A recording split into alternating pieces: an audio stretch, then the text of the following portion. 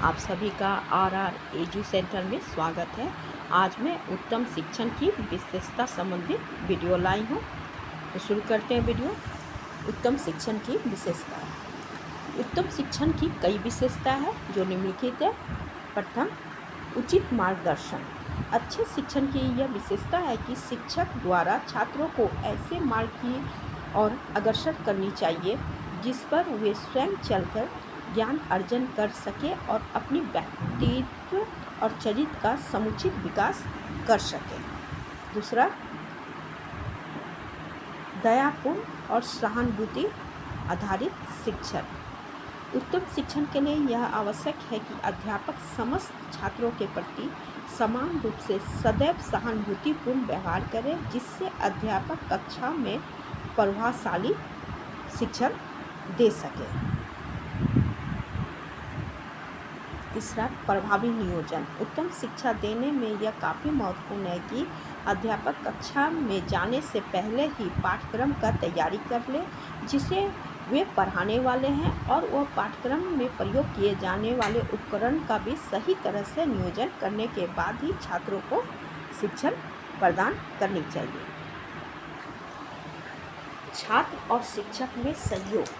सफल शिक्षण के लिए अध्यापक तथा छात्रों के मध्य सहयोग भावना रहना अति आवश्यक है। जब तक छात्र और शिक्षक में सहयोग नहीं होगा तब तक शिक्षण वांछित लाभ नहीं मिलेगा। इसलिए सहयोग प्राप्त करने के लिए अध्यापक को स्वयं बोलने के अतिरिक्त छात्रों को भी बोलने का अवसर देना चाहिए। किसी प्रश्न का हल छात्रों के सहयोग से ही शिक्षक को करनी चाहिए, जिससे छात्र भी क्रियाशील होकर ज्ञान प्राप्त करे। यह शिक्षण उत्तम कहलाती है। निर्देशनात्मक। शिक्षक को अच्छा शिक्षण देने के लिए आदेश की वजह सुझाव का आधार पर कार्य करना चाहिए, जिससे छात्र और शिक्षक के बीच सहयोग भावना जगे। यह उत्तम शिक्षण का आधार होता है। प्रजातांत्रिक आदर्श के अनुकूल।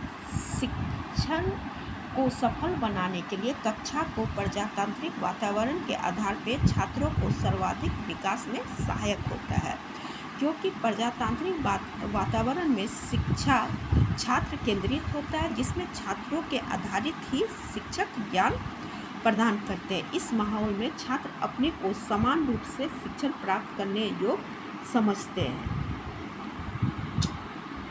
प्रगतिशील शिक्षण। अच्छे शिक्षण की यह खास विशेषता होती है कि शिक्षण प्रगतिशील होना चाहिए। शिक्षण जितना ही प्रेरणादायक होगा उतना ही सफल कहा जाएगा। अच्छा शिक्षण के लिए शिक्षक को कक्षा का वातावरण ऐसा बनाना चाहिए जिससे बालक को पढ़ने में उत्साह जगे। 8वां, छात्रों के पूर्व ज्ञान का उपयोग। मनोवैज्ञानिक दृष्टि से बालकों को जो ज्ञान उनके पूर्व ज्ञान के आधार पर दिया जाता है उसे वे सरलता से समझ जाते हैं। इसलिए अध्यापक का कर्तव्य है कि बालक के पूर्व अनुभव को ही पृष्ठभूमि बनाते हुए नवीन ज्ञान को सिखाएं। अगला, प्रगतिशील शिक्षण। उत्तम शिक्षण तभी माना जाएगा जब बालक के मनोवृत्ति, विचार, रुचि, कुशलता, योग्यता, ज्ञान इत्यादि का उचित लक्ष्य की प्राप्ति के लिए विकास किया जाए। इस शिक्षण विधि में बालक के विकास के साथ साथ शिक्षण विधि में भी निरंतर प्रगति होती रहनी चाहिए। 10वां, अध्यापक अपने पूर्व अनुभव के अनुसार ज्ञान देना। छात्रों को ज्ञान देते समय शिक्षक अपने पिछले त्रुटि को नहीं दोहराना चाहिए। इस प्रक्रिया को अपनाने से उनका शिक्षण प्रभावशाली, आकर्षक तथा प्रेरणादायक होता है। उपचारात्मक। शिक्षक शिक्षण की ज्ञान देते समय इस बात पर ध्यान देते हैं कि छात्र को सीखने में रुचि क्यों नहीं लग रही है, वह किसी चीज़ को बहुत देरी से क्यों सीख रहा है इत्यादि। इस प्रकार की कठिनाई का कारण का पता लगाकर उनका निदान करके जब शिक्षक ज्ञान देते हैं स्टूडेंट को, तब ही यह शिक्षा की उत्तम कहलाती है। निदानात्मक। शिक्षक छात्रों की कुछ कठिनाई को समान रूप से स्वयं हल कर देते हैं। कुछ विशेष कठिनाई को हल करने के लिए वह विभिन्न मनोवैज्ञानिक परीक्षणों का प्रयोग करके बालकों को मनोवैज्ञानिक विकास एवं प्रगति का समय समय पर अध्ययन करते हैं और फिर उनकी कठिनाई का उपचार करते हैं। ये उत्तम शिक्षा की विशेषता है। आत्मविश्वास उत्पन्न करना। जो शिक्षक बालकों में आत्मविश्वास की भावना उत्पन्न करते हैं वही सफल शिक्षक माने जाते हैं। जो कि आत्मविश्वास की भावना जब छात्रों में उत्पन्न हो जाती है तो बालक स्वयं स्वतंत्र चिंतन करके अपनी बुद्धि का प्रयोग के द्वारा अपनी समस्या का हल करने की क्षमता उत्पन्न हो जाती है। मूल्यांकन।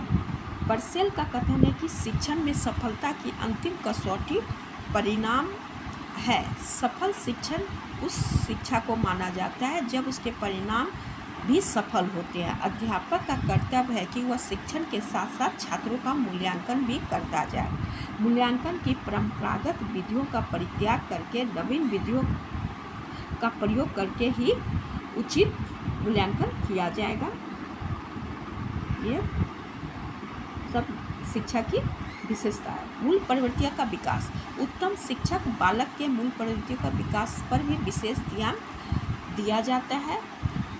शिक्षण द्वारा ही दूषित मूल प्रवृत्ति को दूर किया जा सकता है। इसलिए अध्यापक को बालक में ज्ञान प्रदान करने के लिए अतिरिक्त इनमें अच्छी रुचि का विकास करने के प्रयास करनी चाहिए और अनुचित मूल प्रवृत्ति का सुधार भी करनी चाहिए। इत्यादि विधियों का प्रयोग करके ही शिक्षक द्वारा छात्रों को उत्तम शिक्षा दी जाती है।